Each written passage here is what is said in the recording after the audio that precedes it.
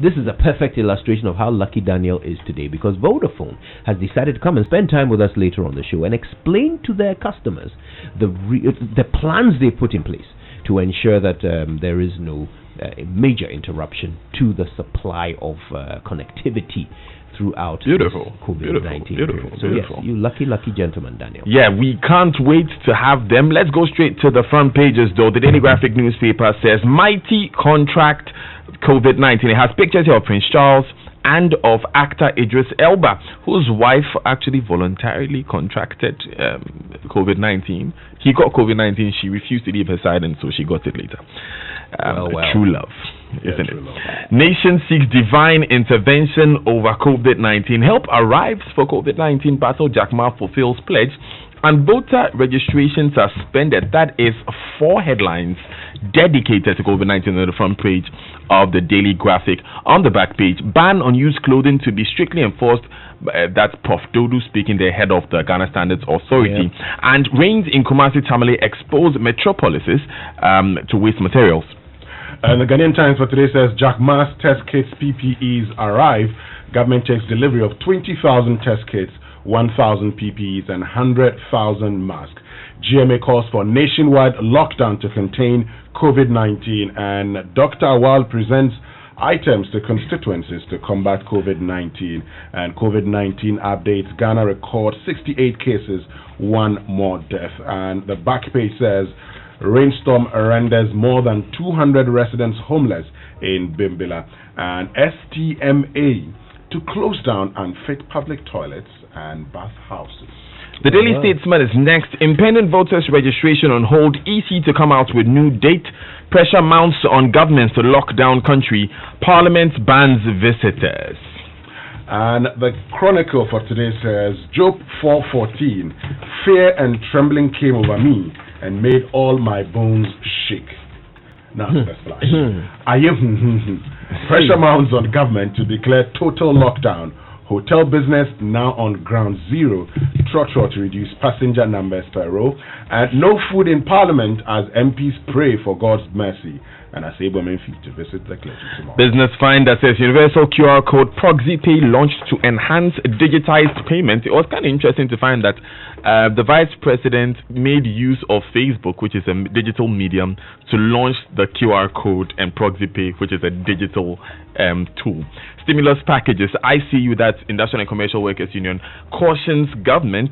And GCB Bank introduces wallets limits on G-Money service. COVID-19. Ghana needs 15 billion Ghana cedis for a month's lockdown. The Daily Guide says, lockdown now, doctors urge Nana. COVID-19 infects 68, 3 dead, medical supplies arrive, and EC postpones new register date. Also on the front page, ex-NCA board member discharged. And the back page, Zachariasen blast Kotoko management, Messi pep fight COVID-19, and Ronaldo better than Messi, but I am the best. That's according to Penny. He just missed it.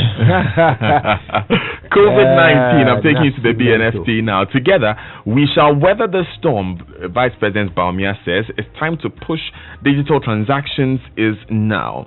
COVID-19, again, cargo inflow is normal according to the Ghana Port and Harbours Authority and Meridian Port Services. Banks will remain cautious despite non-performing loans decline. Our very good friend Dr. Richmond Echiahene said that. The New Crusading Guide says EC suspends registration. Tanko Mensah Sukulendi nominated to Supreme Court bench, and please informant based with acid for exposing cocaine dealers, and security apparatus allegedly shields. Okay, so let's get into the details now. And the Ghana Medical Association, Daniel, so that's a story that is captured in the Ghanaian Times. It's also in the Chronicle and the Daily Guide. Now, they are urging government to lock down the country. They believe that where we've gotten to with 68 reported cases and 4 persons dying as a result of COVID-19, the most pragmatic measure at this point in time should be a national lockdown. Where do you stand on that? Well, I think it would be good to lock down. The challenge would be the stimulus package for many businesses. I mean, Daniel has reviewed one. I just read a headline that talks about how we need 15 billion a month if we were to lock down, right? Yeah. And so that's the challenge we're faced with right now. It will be good to lock down. I mean, it's the safest way to go now, because even if we mass test, we've seen from the Italian example that following 2 weeks of lockdown, now the death rate is reducing. China did it, and we've seen the result. So we should also be doing. The UK has done it. A lot of countries are doing it because they think it is the way to go. I believe it is the way to go. The challenge, however, is how we're able to fund it. That has always been the question, hasn't it? And I'll bring you something, Winston, very shortly from the Business Finder about the IMF. In fact, let me bring that now, since you are raising the question of funding, right? IMF to fast-track Ghana's request. Now, the International Monetary Fund has said it could fast-track Ghana's request to receive some funding to tackle the COVID-19 pandemic. This was in a statement signed by the fund's African Department's Director, Abebe Emro Selassie, and he says the IMF has received Ghana's Rapid Credit Facility and it's working on its assessment and approval. Says that we are working hard to evaluate the authority's request and bring it forward for executive board consideration as soon as possible. Now remember, the fund had earlier pledged to mobilize $1 trillion lending capacity to help countries reduce the shock from the coronavirus. It has so far rapidly dispersed about $50 billion in loans to emerging and developing economies. So do we know how much the government of Ghana has asked the IMF? It was not stated, and it was stated clearly in the story. So the government of Ghana is actually seeking $100 million, as part of a fight. Right. So that's so it's part of that money that they're going for. Yes, we're going for from right. It's not some other amount, which means that whatever it would cost to lock down, we are not yet seeing any sort of special mobilization of money for that purpose, right? Not exactly at the moment. Now, we know that the finance ministers in Africa have written for some more aid, including debt forgiveness of about 44 billion. Now, that's going to be this part of this 100 billion that the IMF is going to provide. Now, the IDA there's also been a list of countries put on the World Bank's website of countries that the IMF and World Bank would be asking that if you loaned money to these countries, think about restructuring the repayment terms so that they don't pay as soon as possible, and also think about things like debt forgiveness and what have you. So those are the conversations going around the fiscal space concerning monies for COVID-19. Winston. Well, so let's get into another story. And Jack Ma, he actually donated lots of test kits to governments, particularly in Africa. And for Ghana, we've received a share of Jack Ma's donation. So we're told that some 100,000 masks, 20,000 test kits, and 1,000 PPEs, were received at the Kotoka International Airport by Health Minister, that's Kweku Ajiman Menu. And so Ghana, together with Gabon, Congo, and DR Congo, are the latest to benefit from the third round of distribution of the prevention materials by Jack Ma's Foundation. And I saw another story in one of the papers that written by Seydou Agongo that says that Ghana should be having its own, Jack Ma and Dangote, who could actually help us in times of need. Has Dangote donated anything? No. Not that we know of. Not that we know of. I think one important thing we need to try and follow up as a media house is the disbursement of what we've received from Jack Ma. I'm assuming that Dr. Ban would be the responsible person when it comes to the disbursement. The recently appointed Dr. Ban, former WHO bigwig. Deputy Director General. That's right. I'm assuming that he would certainly be playing a major role there. So I'm curious. I would love for him to educate Ghanaians on the decision making around disbursement of these very limited resources. True. And let me tell you now about the EC's decision, Kojo. Now, the Electoral Commission said it will review the decision to compile a voters register. It has postponed, the upcoming voters registration until further notice. It's as a result of the COVID-19 pandemic. We know there was a lot of conversation about compiling a new voters register. The EC says that they have postponed it for now. They said they will review the decision at the end of April or early May this year. However, Dr. Srebo Kweku, who is the head of IT for the EC, says he said at the IPAC meeting there is no possibility that the existing register would be used for the 2020 presidential and parliamentary elections. He said that the process of registration had started in some way. He said that supervisors and key trainers had already been recruited. Procurement contract letters had been issued to selected vendors to supply items to build a new election management system for the new voters register.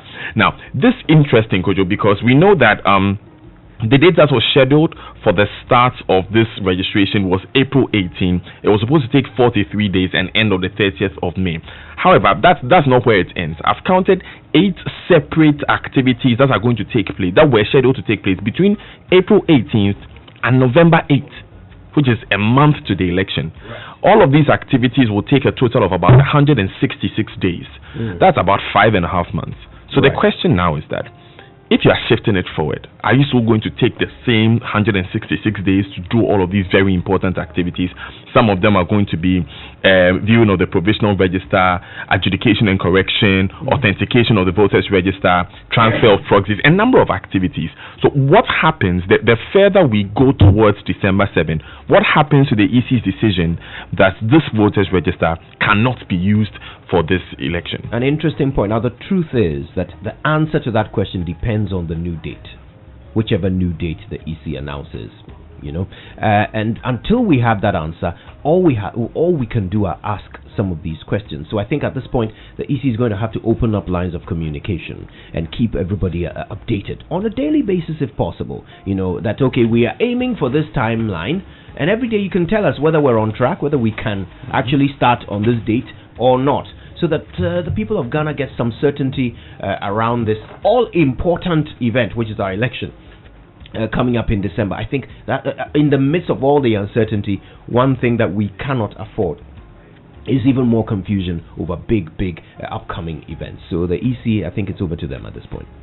Great, so let's get to Parliament, because if you go to Parliament now, Kojo, Parliament has asked members of staff to go on compulsory leave because of COVID-19. And so if you're a non-essential worker in Parliament, this will be coordinated by the Clerk of Parliament. He will decide, the members of staff who should be working and those who should go home. So for starters, the national service personnel and non-permanent staff are being asked to stay away, right? Because Parliament is trying to make sure that there's a bit of space within the House, not so many people are around, so that they could practice effective social distancing and not get to contract, COVID-19. You've seen a statement from one of the MPs who says that he's not going to go to Parliament because he thinks that his life is more precious than he going and having the possibility of contracting COVID-19. All right, fair point. Let's do the online. Have we got one more? Yeah, just a quick one. Could you change infos, we are aware of foods. Used clothing. Yes. You know that from way back in 1994, there was an LI 1586 which outlawed the importation, clearance, and sale of used undergarments. Undergarments, not all used clothing. Okay, so handkerchiefs and a few of these. Now, Professor Alex Dodo of the Ghana Standards Authority says on the back page of the Daily Graphic that it's time to enforce this because of this COVID-19 situation we have. Then actually there will be a need to enforce a lot of things. We bring in so much that could have just spent less than 9 days from its origin to destination. All right, let's do the online reviews, brought to you by myjoyonline.com. And actually, what am I saying? We'll be bringing you headlines from myjoyonline.com, but the online review is brought to you by Zenith Bank, in your best interest, and Goyle Good Energy. I always put a smile on my face to tell you what Goyle is up to. Look, they've released onto the market a higher grade Super XP RON 95 for all consumers. Now, from now on, all of Goyle's service stations are offering higher grade Super XP RON 95 at no extra cost to you, their cherished customers. And you know what that means, don't you? It means that from now on you don't have to pay any extra, but you get the absolute best fuel, which will give you less vibration, less noise from your engine, as well as better fuel economy from your vehicle at the same price. Choosing the right fuel is an important feature to maintain your vehicle. Goyle Good Energy. Goyle Yenara Yedia. Now, Goyle has been giving out some very important safety tips on how to stay free of the coronavirus disease. We'll start sharing them with you very soon. Now, as we all join in the preventive measures against the coronavirus pandemic, Zenith Bank is encouraging you not to panic, but to protect yourself and others too.